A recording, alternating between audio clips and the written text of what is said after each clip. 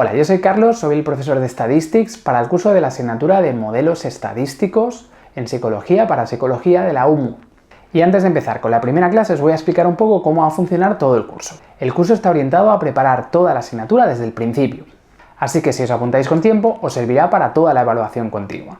Y si os apuntáis más a última hora, os servirá básicamente para preparar el examen final. El curso está formado por dos tipos de clases.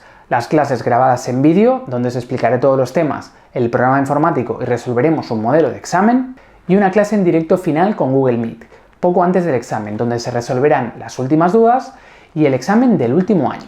En las clases grabadas hay teoría y ejercicios, explicados en pizarra, todo súper adaptado a cómo lo hacéis en clase y a cómo os lo van a preguntar. Tened en cuenta que los vídeos los podéis ver en el momento que queráis, pero hay un límite de 3 visualizaciones por vídeo, ya que el curso es de uso individual.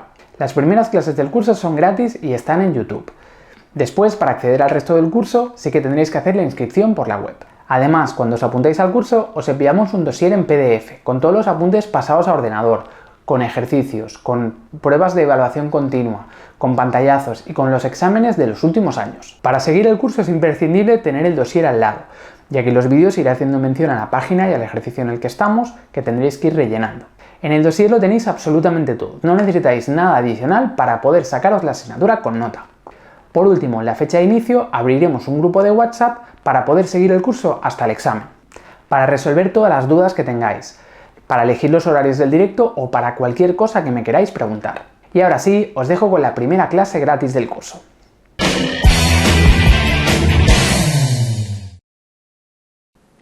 Bien, pues empezamos ahora ya sí con esta primera clase del curso. Vamos a la página 2 del dossier y empezamos con esta introducción, que tenéis algunos conceptos básicos que iremos utilizando durante todo el curso. Bien, antes de nada tenemos la definición de la estadística. ¿Qué es la estadística? La estadística se puede entender como la parte de las matemáticas que se ocupa de la recogida, de la organización y del análisis de los datos, de todo lo que tiene que ver con los datos, ¿sí? La estadística es la ciencia que se encarga de todo lo que tiene que ver con los datos, tanto recogida como análisis o con procesamiento como análisis que después hacemos de los datos, ¿no? Y también utiliza mediante probabilidades, se realiza inferencias acerca de la población, ¿no? O sea, vamos a hacer un análisis de los datos que obtenemos en una muestra y después mediante cálculo de probabilidades o teoría de la probabilidad intentaremos entender una población de la que ha procedido esa muestra, ¿sí? Resumiendo, podemos entender la estadística, como decíamos, como la ciencia que se encarga de todo lo que tiene que ver con los datos.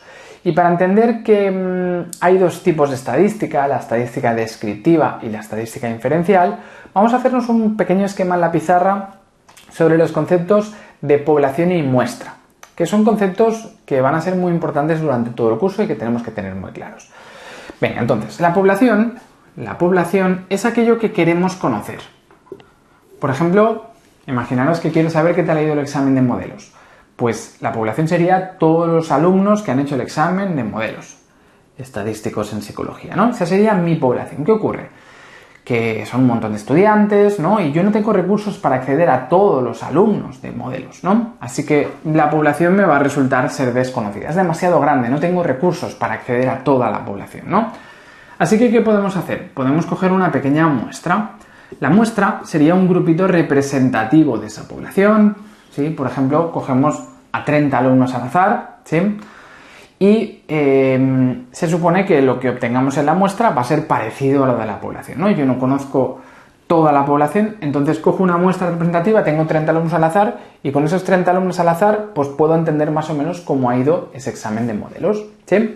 Entonces, cualquier indicador estadístico que podamos hacer, por ejemplo, sobre el examen o sobre cualquier variable, puede ser distinto el análisis si hablamos de la población o si hablamos de la muestra. Por ejemplo, podríamos hablar de la media de la nota del examen, pero claro, nos podemos estar refiriendo a la media de la nota del examen en la población entera o a la media de la nota del examen de mi grupito de 30 alumnos cogidos al azar. No tienen por qué ser igual, a lo mejor la media del examen ha sido un 6, pero mis 30 alumnos de media tienen un 6,3, ¿sí? No tienen por qué ser iguales en la media, en la población, que la muestra. Así que le vamos a tener que dar una nomenclatura diferente. Vamos a hablar, por ejemplo, de la media poblacional como la letra mu, o de la media muestral como la X con la rayita arriba, ¿sí?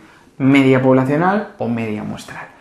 O cuando hablamos de una varianza, podemos hablar de varianza poblacional, que se expresa como sigma cuadrado, o varianza muestral, que sería como S cuadrado, o una proporción. Bueno, luego lo iremos viendo en los temas siguientes, ¿eh?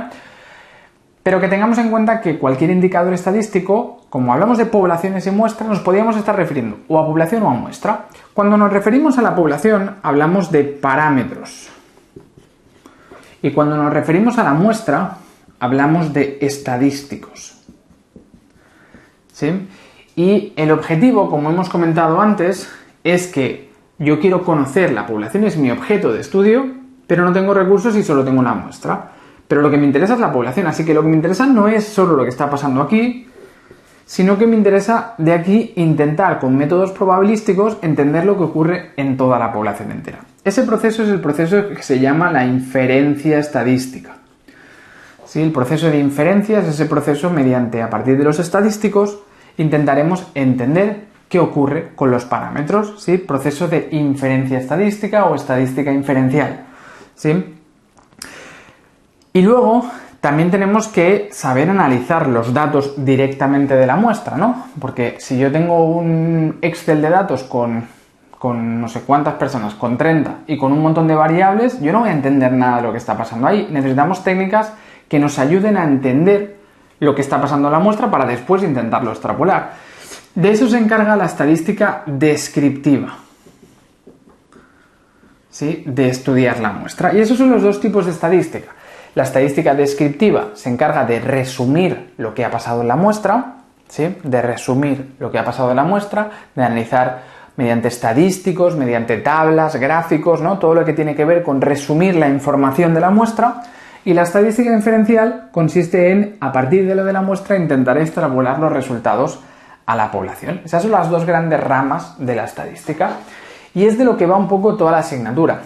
La asignatura va a ir sobre todo de hacer este proceso, es el proceso de inferencia estadística, porque la parte descriptiva ya la habíais hecho en la otra asignatura que teníais de estadística, ¿no? Entonces, estadística descriptiva es la rama que se encarga, se centra en la muestra, análisis de los datos de la muestra, inferencial, generalizar los resultados de la muestra a la población. La población es el conjunto de individuos sobre los que queremos trabajar, por ejemplo, la clase entera. La muestra es el grupo representativo de individuos que hemos cogido por algún método válido de muestreo, por ejemplo, al azar, ¿sí? No me sirve coger a los 30 primeros o a los 30 que han venido a la academia, ¿no? Tiene que ser una técnica que nos permita que sea representativa de la población, ¿sí? Así que normalmente el azar es suficiente. Dice, por ejemplo, 20 alumnos cogidos al azar, pues bueno, en lugar de 30 puede ser una muestra de 20, de 40, de 100, de lo que sea, ¿eh? Y el individuo sería elemento bien definido de la característica a estudiar. Por ejemplo, sería un alumno, ¿no? Pues de los 20 alumnos que nos forman la muestra, pues cada uno de ellos es el individuo. Población, muestra, individuo. Y aquí tenéis este esquema que tenéis en las diapos, ¿no? Estadística descriptiva se encarga de la muestra, se encarga de los estadísticos que van a ser conocidos, ¿no? Esto yo lo tengo. Los estadísticos los tengo. Los parámetros van a ser desconocidos. Yo no los tengo, ¿sí? Vamos a intentar entenderlos mediante los estadísticos, ¿no? Así que la muestra, la descriptiva se encarga de la muestra, de los estadísticos que son conocidos y que podremos hacer afirmaciones certeras sobre ellos, ¿no? En cambio, la inferencia estadística se encarga de estudiar la población, ¿no? Se encarga de estudiar los parámetros que van a ser desconocidos, ¿no? Y tendremos que hacer afirmaciones probabilísticas, lo veremos durante la asignatura. Haremos los intervalos de confianza o las pruebas de hipótesis, que son formas de hablar de la población, pero mediante un lenguaje probabilístico, diremos. La media de la población está entre este valor y este valor con un 95% de confianza. O decidimos que ocurre tal cosa en la población con un 99% de confianza, ¿sí? Siempre hablaremos en términos probabilísticos porque la población no la tenemos.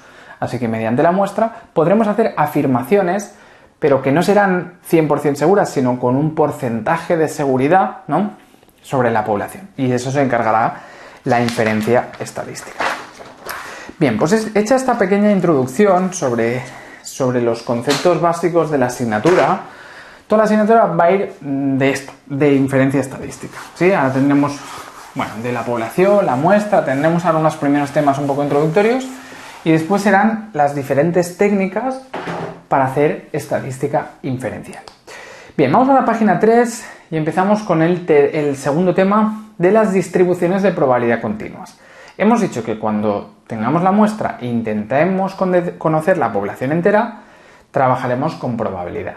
Trabajaremos con modelos de probabilidad. ¿Qué modelos vamos a utilizar de probabilidad? Vamos a utilizar, bueno, aquí tenéis las variables, también pueden ser cualitativas, cuasi cuantitativas o cuantitativas. Bueno, eso ya lo vimos en la primera asignatura de estadística, ¿no? Si son cualidades, si son números ordenados o valores ordenados o cuantitativas cuando son números. Y en este tema trabajaremos con cuantitativas continuas, ¿sí? Durante la asignatura vamos a trabajar con cuantitativas continuas. Entonces, ¿qué modelos de probabilidad podemos utilizar con variables cuantitativas continuas? Que van a ser las variables que vamos a utilizar en la asignatura. El primer modelo es el de la distribución normal. Modelo de la distribución normal. El modelo de la distribución normal es un modelo de probabilidad donde tenemos dos características principales. Su media, que sería su centro, y su desviación típica, que nos indica su dispersión. En el modelo de probabilidad normal tenemos que la mayor parte de la probabilidad la tenemos cerca de la media, está alrededor de la media, y es poco probable que nos alejemos mucho de la media por los extremos, ¿no? Que nos alejemos mucho de la media por encima o que nos alejemos mucho de la media por debajo, ¿no? Es poco probable que nos alejemos mucho de la media y es muy probable que estemos por aquí, ¿no? Podemos expresar que una variable sigue una normal de esta manera. La variable sigue una normal con sus dos características principales. Hemos dicho que sabiendo la media y la desviación típica, entonces entendemos perfectamente cómo es esa normal, ¿no? Bien, entonces la normal la vamos a ir utilizando durante toda la asignatura para hacer ese proceso de inferencia estadística y tenemos que entender sus características. Primero, es simétrica respecto a la media. Eso quiere decir que es simétrica por arriba y por abajo. Eso quiere decir que si yo le sumo un número a mu, si le sumo un número a la media, la probabilidad que vamos a tener por encima de ese valor va a ser exactamente igual que si yo cojo y le resto el mismo número a la media. Por ejemplo, si hablamos de que es un examen de media 6 y desviación típica 2, pues la probabilidad de tener más de un 7, por ejemplo, un punto más por encima, será la misma que la probabilidad de tener menos de un 5. ¿Sí? La distribución es simétrica, así que si me alejo a la misma distancia del centro, la probabilidad al extremo va a ser la misma, ¿vale? Es simétrica. Después, la curva tiene dos puntos de inflexión. La curva tiene dos puntos de inflexión, que están en mu más sigma y mu menos sigma. ¿Sí? Es decir, vamos a tener que hay un cambio de curvatura cuando le sumamos una desviación típica y cuando le restamos una desviación típica. Eso quiere decir que vamos cada vez más para abajo, ¿sí? Y luego cambiamos la curvatura, vamos cada vez más aplanados, ¿no? Ese cambio de curvatura se produce aquí, se produce en mu menos sigma y en mu más sigma. Es decir, si esto es una normal de media 6 y desviación típica decíamos 2, pues en el 8, es decir, 6 más 2, en el 8, mu más sigma, y en el 4 vamos a tener los cambios de curvatura de esta normal. Toda normal tiene dos cambios de curvatura, de cóncavo a convexo o de convexo a cóncavo, que se da siempre a una desviación típica de la media, ¿sí? Si la desviación típica es 2, pues en el 8 y en el 4, ¿no? A una desviación típica de la media por encima y por debajo. Bien, así que la curva tiene dos cambios de curvatura o puntos de inflexión en mu más sigma y mu menos sigma. Además es asintótica respecto al eje de las abscisas. Eso quiere decir que esta línea se va acercando al eje, pero no llega nunca a tocarse. ¿Sí? Es asintótica respecto a las abscisas. La esperanza es igual a su media. Y luego si hablamos de la varianza, la esperanza de la variable, lo podemos expresar así, es un valor que es la media de la variable, y la varianza, como ya trabajamos en la asignatura del año pasado, la varianza es el cuadrado de la desviación típica, así que la desviación típica al cuadrado, ¿sí? La esperanza es mu y la varianza es sigma cuadrado. Bien, esas son las características principales de una normal es asintótica, va de menos infinito a más infinito, no llega a cortar nunca. Es totalmente simétrica y tiene dos puntos de inflexión a una desviación típica por encima y por debajo de la media. Las probabilidades en una normal las representamos siempre mediante el área. Así que si represento esta probabilidad va a ser menor que esta. Aquí tengo más área que aquí, ¿no? Así que la normal queda expresada la probabilidad mediante el área que queda debajo de la curva entre un punto y otro. Bien, si queremos en una distribución normal calcular probabilidades, entonces teníamos que pasar a un modelo de probabilidad y utilizar las tablas de estadística. Así que, si yo quiero calcular una probabilidad, por ejemplo, quiero calcular la probabilidad, decíamos, de sacar más de un 7 en el examen.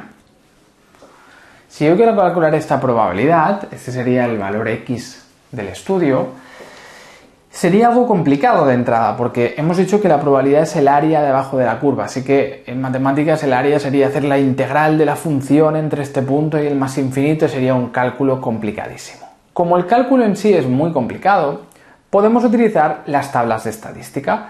Las tablas nos simplifican mucho el cálculo. Las tablas de la distribución normal son tablas en las cuales están calculadas todas las probabilidades de todos los valores de la normal, está calculada toda la probabilidad de todos los valores de la normal en una normal que se ha utilizado como referencia. Porque de normales hay muchas. Yo he dicho media 6, desviación típica 2. Pero podría ser la normal de la altura, con media 1,70 y 10 de desviación típica, por ejemplo, o la media del coeficiente intelectual, o la media de... ¿no? O la distribución del coeficiente intelectual, o la distribución que sea, ¿sí? Así que de normales hay muchas. De forma que lo que tenemos en la tabla de estadística es todas las probabilidades calculadas y puestas en la tabla de una normal que sirve como referencia. Esa normal es la normal que llamamos la distribución normal estándar.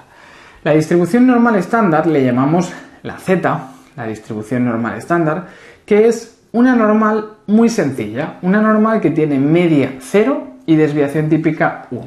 ¿Sí? Se eligió pues, un modelo para que nos sirviera como referencia, como el modelo más simple posible, una normal de media 0 y desviación típica 1.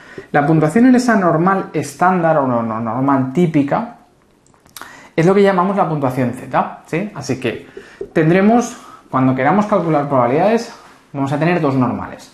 Nuestra normal y luego la normal que se ha utilizado en las tablas, que es la normal estándar, que es el modelo de referencia. Entonces, de esta normal estándar, en las tablas de estadística, tenemos todas las probabilidades calculadas. Están todas calculadas, las tenemos en la tabla. ¿Sí? Ir al final del dossier que tenéis las tablas. Y vemos que nos dicen tabla C, la primera tabla que tenéis al final del dossier, ¿no?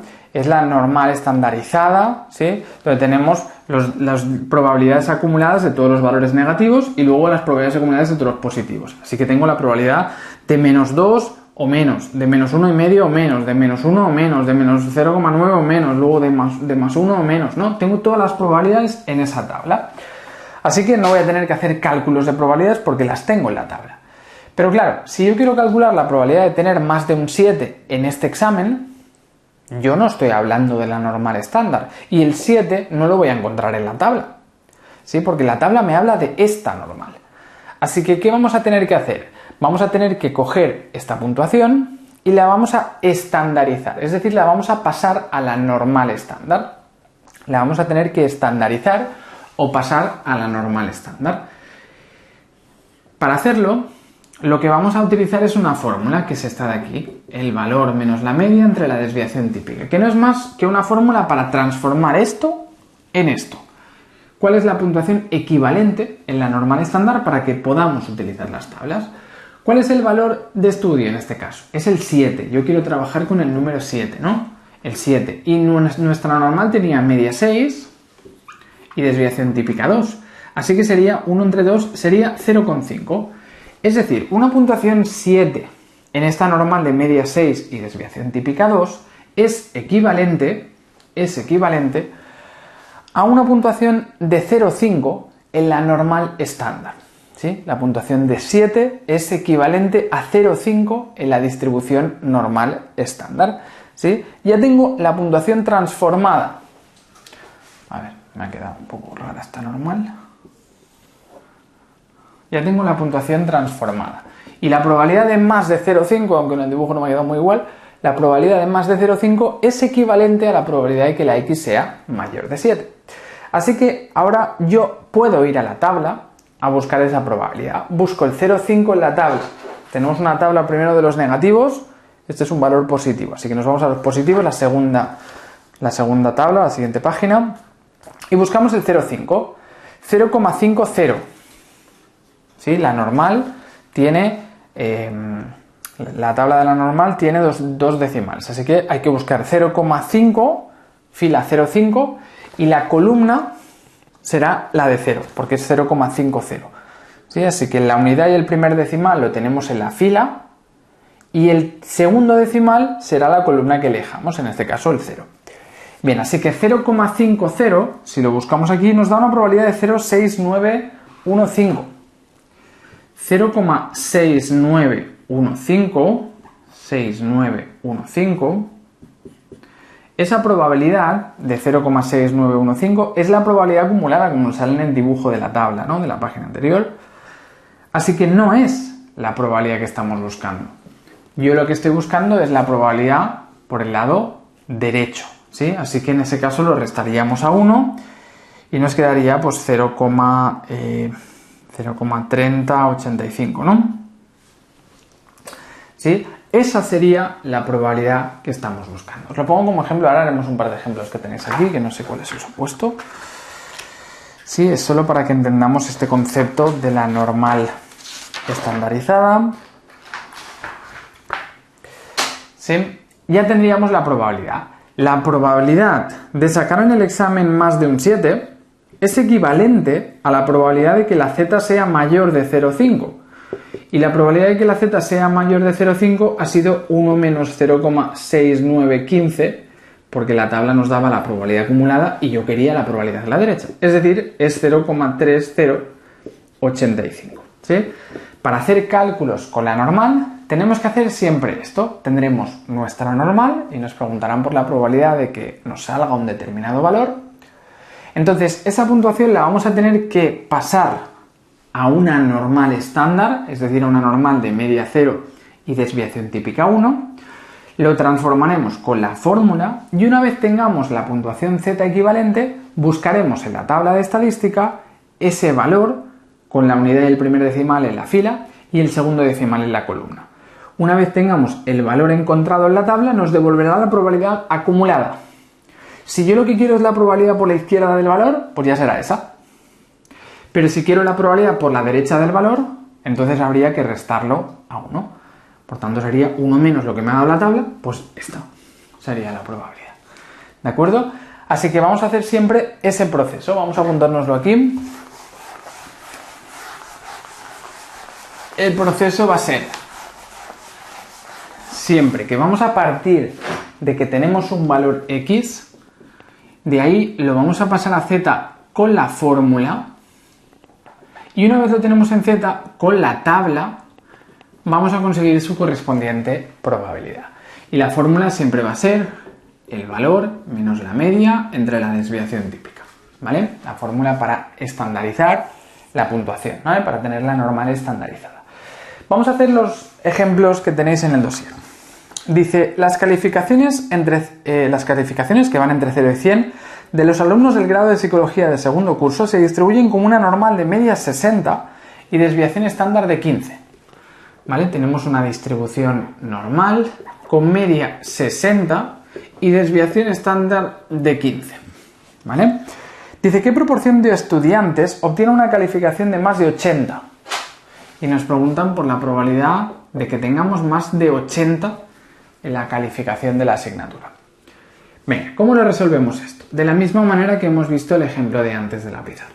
Primero nos dibujamos nuestra normal, ¿no? Nuestra normal, es decir, la variable x, donde la media es 60 y donde la desviación típica es 15. Nos preguntan por la probabilidad de más de 80. El 80 estaría aquí, ¿no? Si la media es 60 y la probabilidad es el área en la normal, hemos dicho, ¿no? El área que deja ese conjunto de valores. Así que lo que quiero es esto. Primero nos dibujamos nuestra normal y la probabilidad que queremos encontrar. Bien, para encontrar la probabilidad siempre vamos a tener que pasar la puntuación a z, a normal estándar. Nos vamos a dibujar la normal estándar de esta manera. Nos la vamos a dibujar debajo, pero no hace falta que dibujemos otra vez la normal, sí, que tampoco esto es un concurso de dibujo, así que nos vamos a hacerlo de forma esquemática con una línea debajo, pero realmente aquí habría otra normal que sería la normal estándar, ¿no? Como hemos dibujado antes, pero lo pondremos así simplificado para que no perdamos tanto tiempo ni tanto espacio. Así que el 80 lo tendremos que pasar a esto, a la puntuación equivalente en la z, en la normal estándar, ¿de acuerdo? ¿Cómo lo hacemos? Hemos dicho que partimos de un valor x, 80, y hay que pasarlo a z con la fórmula. Pues antes de nada vamos a utilizar la fórmula de la z. Es decir, el valor menos la media entre la desviación típica, es decir, el valor que es 80, menos la media que es 60, entre la desviación típica que es 15, ¿vale? Así que si hacemos este cálculo nos quedaría, bueno, entre 15 nos quedaría 1,3 periódico, ¿no? 1,33. Es decir, que el 80 en nuestra normal es equivalente al 1,33, ¿sí? 1,3 periódico, a dos decimales que vamos a trabajar, 1,33, ¿no? El valor 1,33 en la normal estándar es equivalente al 80. Ahora ya lo tenemos a z, en z, ¿no? La puntuación x la hemos pasado a z. Pues una vez la tenemos en z, ya podemos buscar la probabilidad en la tabla. Así que buscamos en la tabla de la normal del final del dossier. Buscamos en la tabla de la normal. Final de todo. El valor 1,33 positivo. Es decir, nos vamos a la fila 1,3, y buscamos la columna del segundo decimal, que sería la columna del 3. Así que fila 1,3, columna 3. ¿Vale? Fila 1,3 y nos vamos a la columna 3 sería 0,908. Vamos a poner 3 decimales. 0,908. Bien, pues ya tenemos la probabilidad que nos da la tabla. Es esta. Siempre la probabilidad de la tabla es acumulada. Si yo hubiera querido la probabilidad de tener menos de 80, sería tal cual el 0,908. Pero como es la probabilidad de más de 80, como en el ejemplo que habíamos visto antes, vamos a tener que restarlo a 1 para conseguir la probabilidad. No es subcomplementario. Todo es 1, todo es el 100% de probabilidad. Así que si aquí tengo casi el 91%, pues aquí voy a tener casi el 9%, ¿no? Así que sería 1 menos 0,908, que sería 0,892, ¿no? Pues esa sería la probabilidad que estamos buscando. 1 menos lo que nos da la tabla. 0,892, ¿de acuerdo? Muy bien, pues esa sería la respuesta. La probabilidad de tener una puntuación de más de 80 es 1,0.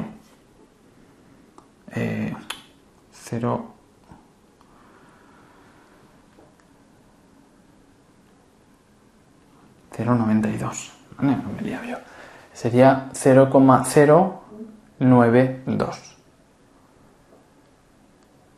Sí, 0,092, ¿no? Prácticamente decíamos un 9%, ¿sí? Así que sería 0,092. Habría un 9,2% de probabilidades de tener más de 80 en este examen de calificación, ¿no? Así que un 9% sería la probabilidad de que ocurriera esto, de tener una puntuación, decíamos, de más de 80. Pues ya tenemos resuelto el ejercicio, ¿sí? Bien, de ejercicios de distribución normal, podríamos hacer un ejercicio normal como este, de buscar una probabilidad de la parte derecha, entonces hay que restarlo a 1, o de la parte izquierda, que sencillamente sería coger la probabilidad que nos da la tabla, ¿sí? Y luego nos podemos encontrar con que hay que buscar la probabilidad de un intervalo, que es el siguiente ejemplo que tenemos. Probabilidad de un intervalo.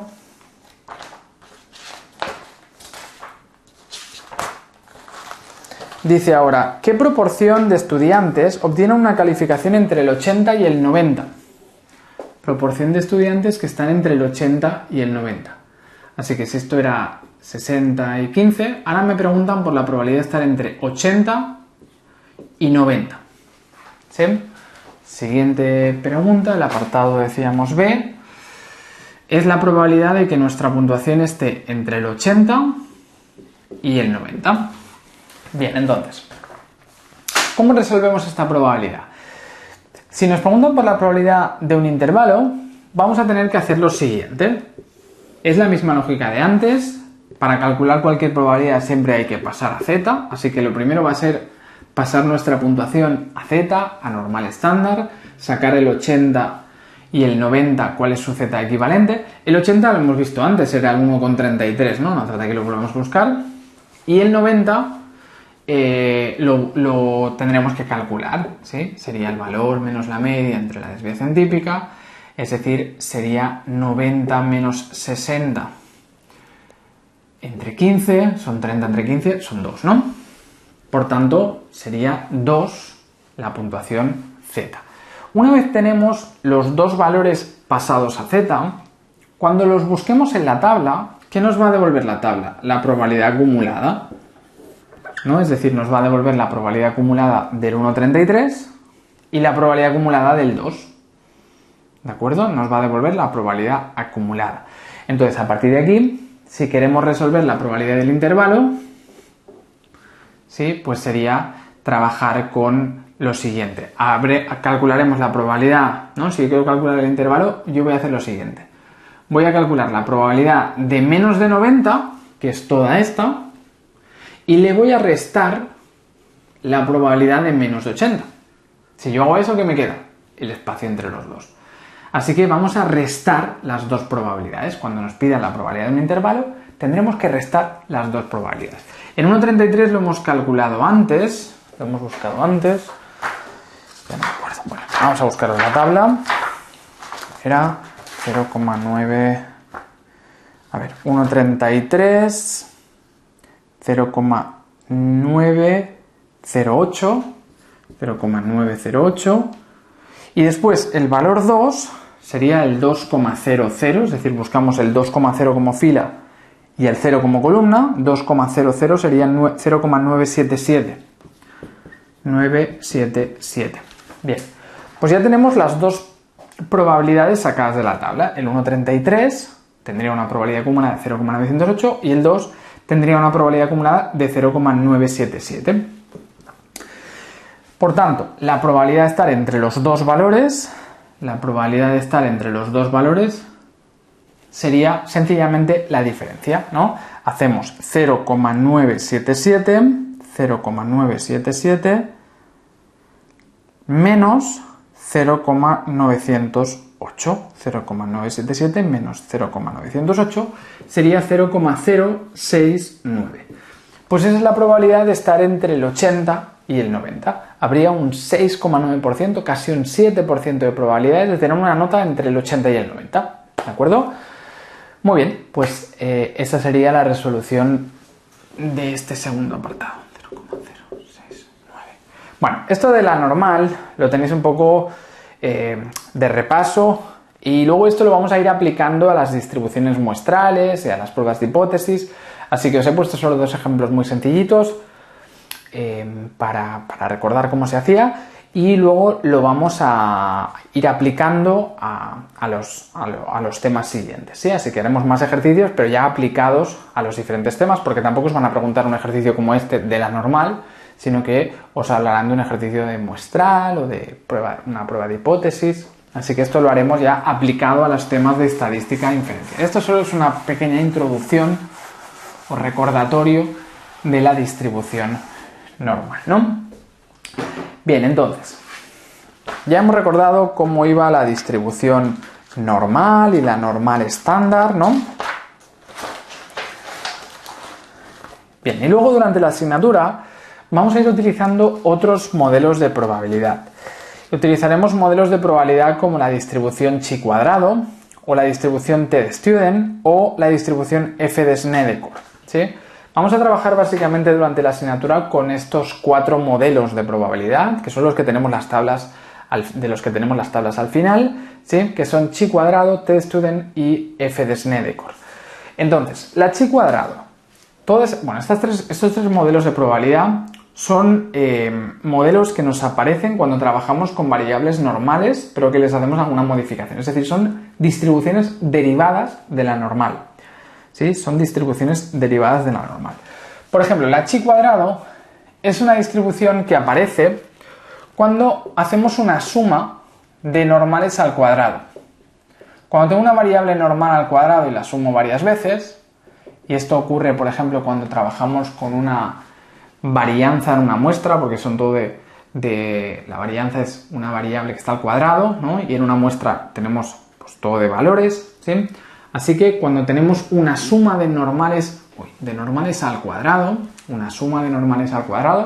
que eso será muchas veces cuando trabajemos con varianzas, lo veremos en los temas posteriores, tendremos que utilizar un modelo de chi cuadrado. Ese modelo de chi cuadrado es un modelo unilateral, como es una suma de valores al cuadrado, parte del cero, no podemos tener un valor negativo en este caso, ¿sí? Así que es una distribución unilateral por la derecha que parte del cero y que va a depender de algo que llamaremos los grados de libertad. Los grados de libertad nos vienen del número de normales al cuadrado que estamos sumando, ¿sí? Que cuando trabajemos con estadística inferencial tendrá que ver con el tamaño de la muestra, ¿sí? Normalmente será el tamaño de la muestra menos 1, ya lo veremos, ¿vale? Se refiere a la libertad que tiene el azar para actuar, lo veremos más adelante, ¿vale? Así que tendremos una chi cuadrado que la utilizaremos cuando trabajemos sobre todo con variables al cuadrado, que son por ejemplo las varianzas, ¿sí? Y que no es siempre igual. Así como la normal estándar siempre es igual, decíamos que era aquella curva, la normal estándar de media 0, desviación típica 1, la chi cuadrado no siempre es igual. Nos va a depender de los grados de libertad que tengamos, que le llamaremos esta V. Así que chi cuadrados hay muchas. En función de los grados de libertad, vamos a tener una chi cuadrado u otra. Aquí tenéis que, por ejemplo, cuando los grados de libertad son pocos, por ejemplo, n es igual a 2, con una muestra pequeña será una chi cuadrado que tiene casi toda la probabilidad cerca del 0.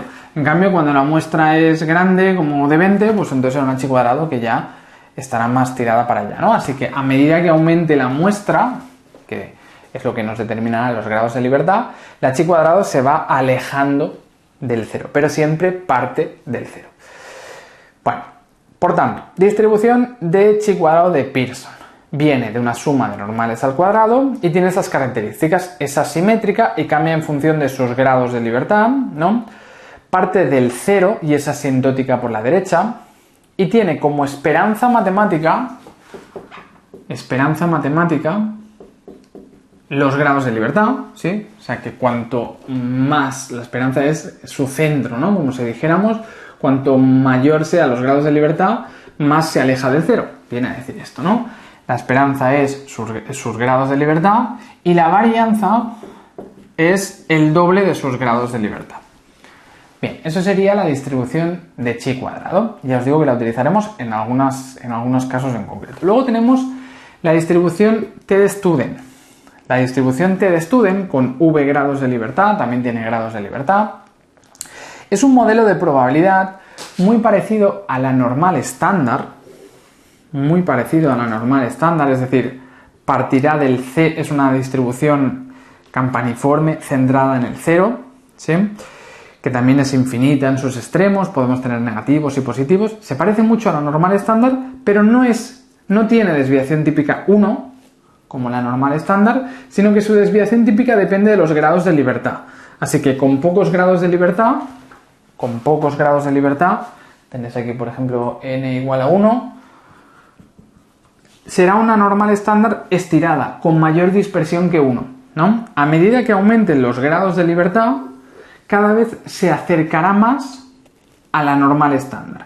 De forma que si tenemos una muestra infinita, si la muestra es muy grande, entonces pasará a ser ya una normal estándar. Así que la t de Student es una distribución asociada a la normal, es como una normal estándar, pero si tengo una muestra pequeña, es decir, tendremos pocos grados de libertad, ya veremos más adelante qué quiere decir, entonces querrá decir que es una normal más estirada que la normal estándar.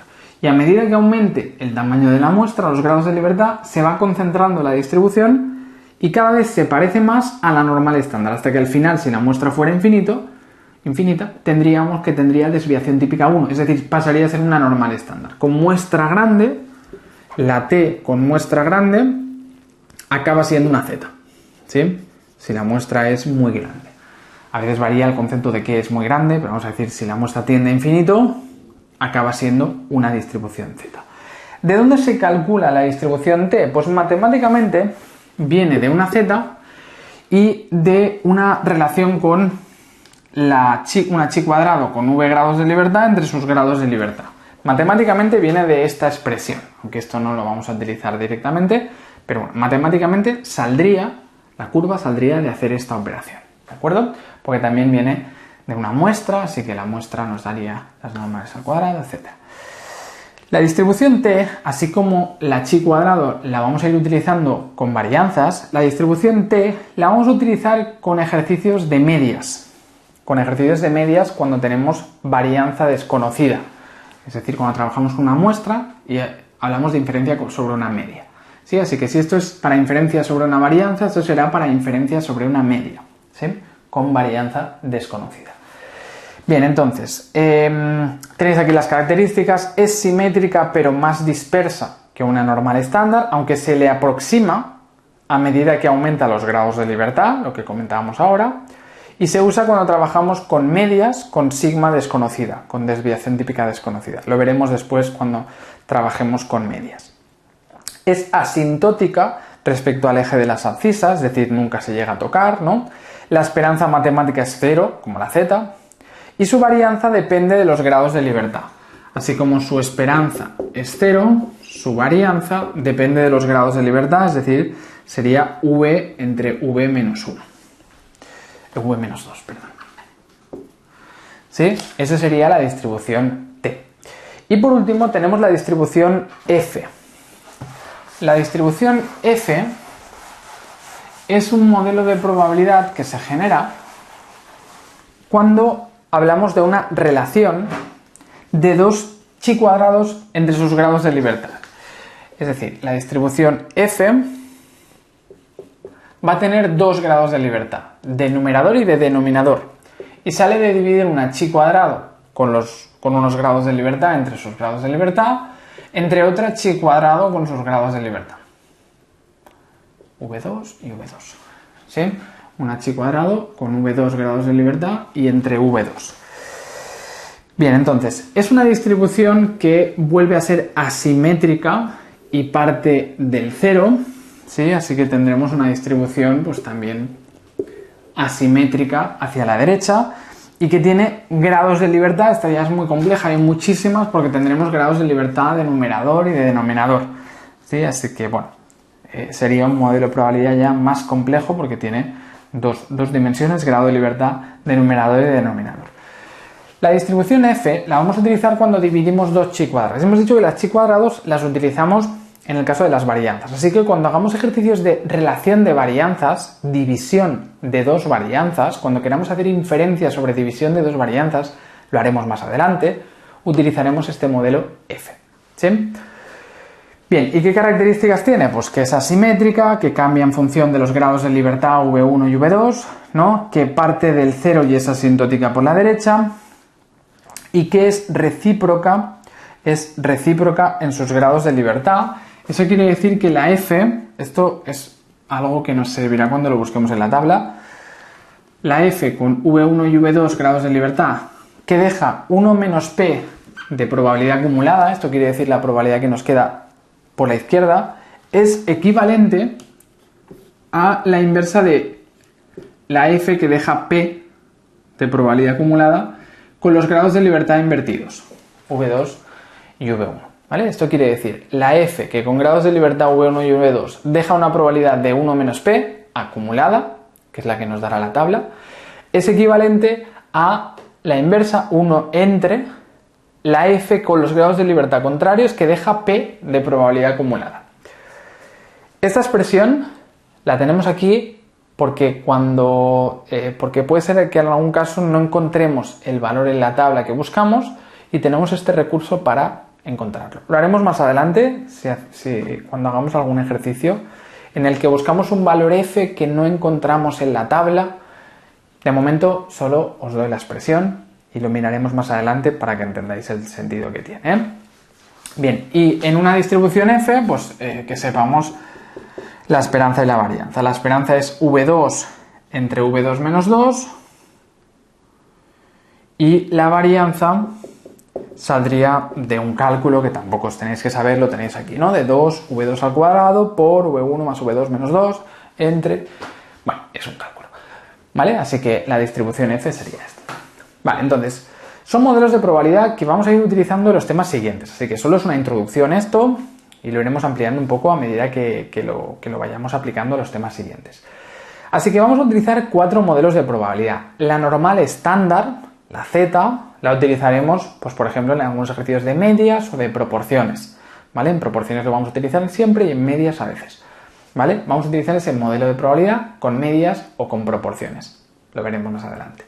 Si trabajamos con varianzas, con una varianza, hablaremos de la distribución de chi cuadrado. Trabajaremos con la distribución chi cuadrado. Y si trabajamos con una media con sigma desconocida, será una distribución t. Y cuando trabajemos con una división de dos varianzas, que sería una división de 2 chi cuadrados, sería una f, ¿vale? Así que lo iremos viendo en los temas siguientes cuando utilizamos cada modelo, ¿sí? Entonces, os he puesto aquí algunos ejemplos para que nos familiaricemos también con las tablas, ¿vale? Con las tablas de estadística. Sí, porque vamos a tener que ir buscando valores en estas distribuciones en las tablas. Todo esto lo vamos a utilizar siempre con las tablas y a veces vamos a tener que buscar valores en las tablas. Dice ejemplo, ¿cuál es el valor de chi cuadrado que con 29 grados de libertad limita el 95% inferior? Primero tenemos que utilizar la siguiente nomenclatura, ¿vale? Es decir, yo busco en una distribución chi cuadrado, nos podemos hacer el dibujo más o menos así, aunque cambia en función de los grados de libertad, ¿vale? Donde con 29 grados de libertad, ¿vale? Partimos del 0 y hablamos de una chi cuadrado de 29 grados de libertad. Nos preguntan que cuál es el valor que limita el 95% inferior, ¿no? Nos preguntamos por este valor. El valor en una chi cuadrado con 29 grados de libertad que limita el 95% inferior. Eso lo vamos a expresar de la siguiente manera. Será la chi cuadrado con 29 grados de libertad que deja 0,95 de probabilidad acumulada. ¿Sí? Lo expresaremos así. 0,95 chi cuadrado 29.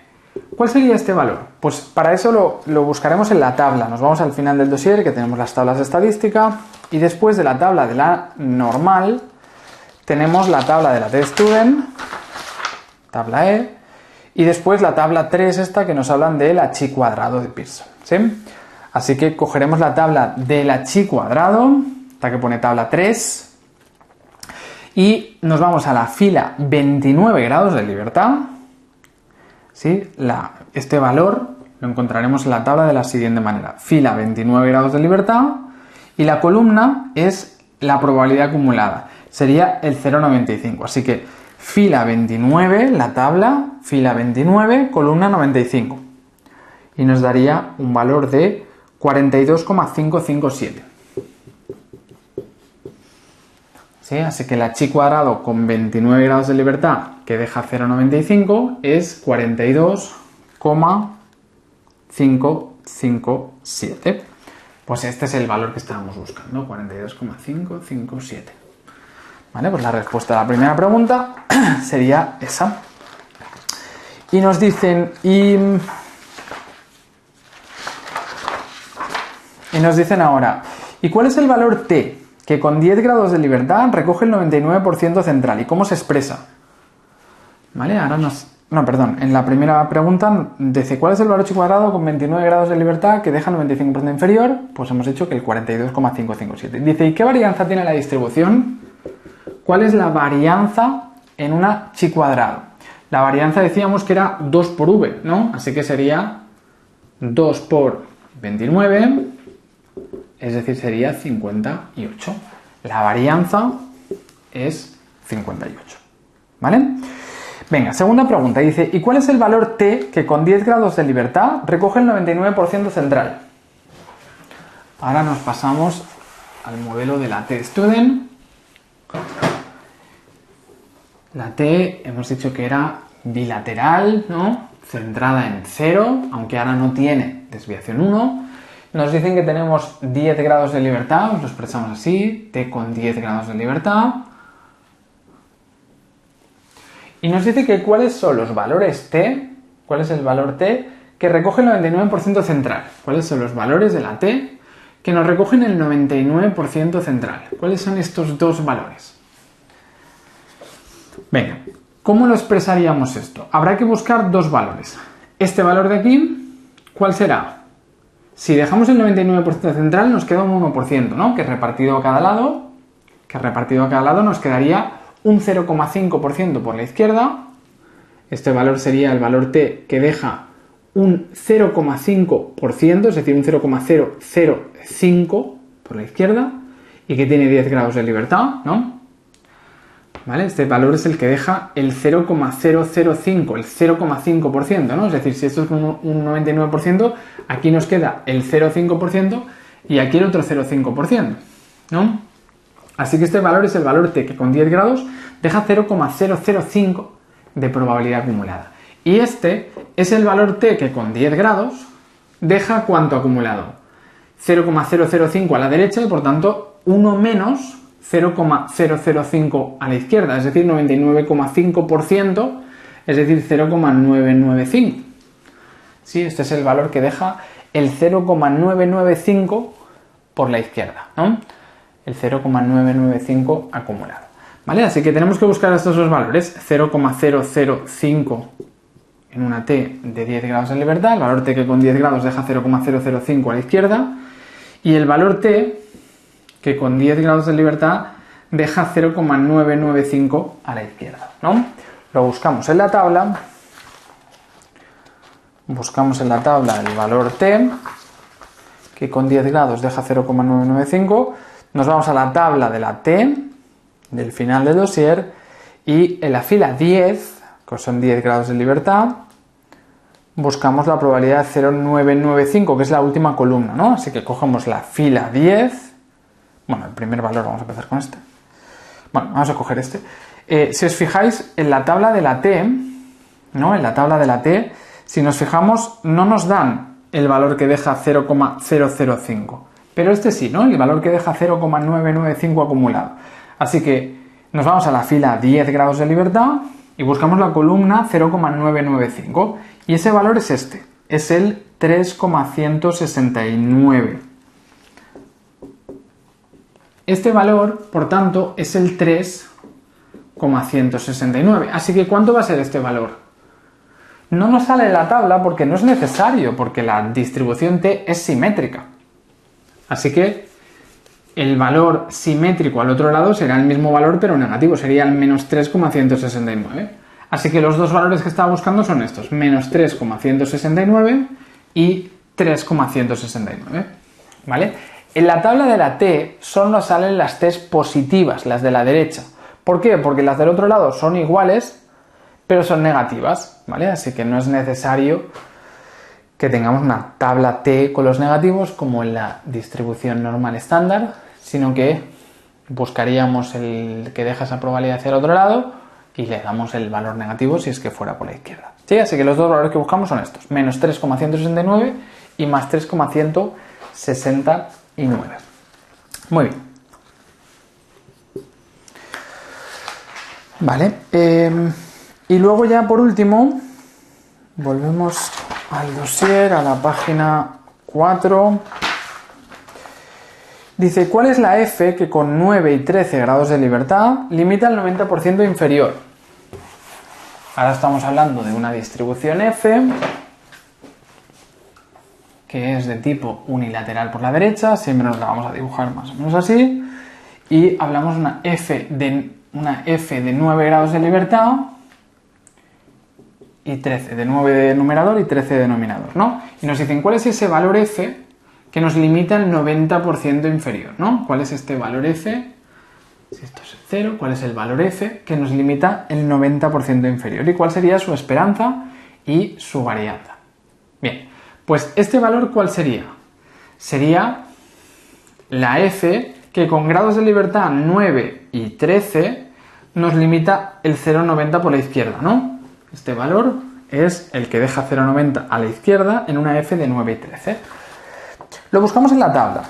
Nos vamos al final del dossier que tenemos las tablas de la f y tenemos que buscar la tabla del percentil 0,90. Así que primero hay que elegir la tabla, son las últimas tablas. Hay que elegir la tabla de la f de Snedeker, la tabla de la f de Snedeker que nos habla de percentiles 90. ¿Sí? Habrá una tabla para cada porcentaje. Así que hay que coger la f que deja 0,90. Y es una f de 9 y 13 grados de libertad. Entonces nos vamos a la tabla del percentil 90 y buscamos fila 9, y columna 13, fila 9, columna 13. No hay columna 13, pero hay la columna 12. ¿Vale? Si no tenemos el valor exacto, lo vamos a tener que redondear. Así que sería N1, fila N1 son las columnas, N1 y N2, que no se veía bien. Así que sería columna 9, porque es N1, ¿vale? Columna 9 y fila 13, sí que está el 13, sí, ¿vale? 9 y 13. Y eso nos daría 2,16.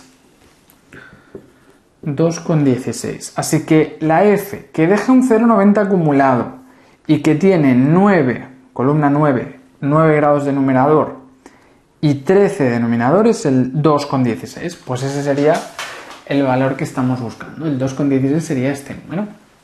¿Sí? Y luego nos dicen, ¿y cuál sería su esperanza y su varianza? Pues la esperanza en la f salía de V2 entre V2 menos 2 y la varianza salía de hacer este cálculo de 2 por V2 al cuadrado por V1 más V2 menos 2 entre V1 por V2 menos 2 al cuadrado por V2 menos 4. Sí, así que saldría a hacer este cálculo. V2 son 13, pues sería 13 entre 11. 13 entre 11, ¿no? Y la varianza sería 2 por la V2, es decir, 2 por 13 al cuadrado, por V1 más V2, es decir, 9 más 13, 22, menos 2, 20, ¿no? Sería 20.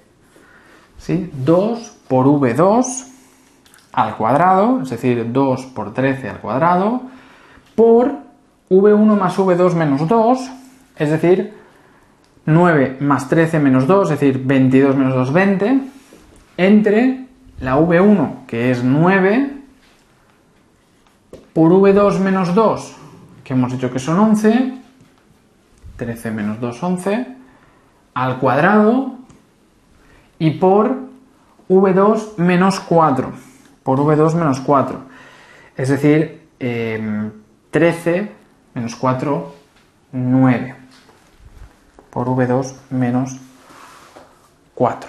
Bien, pues si hacemos este cálculo,